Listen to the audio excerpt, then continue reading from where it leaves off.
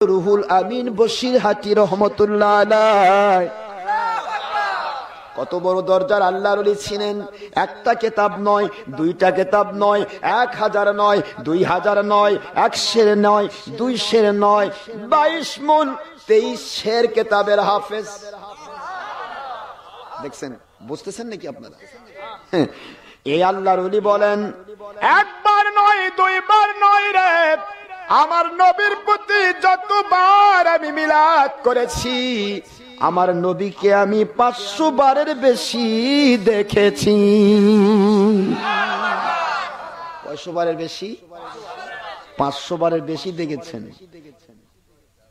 500 বারের বেশি আমার নবীকে দেখেছেন।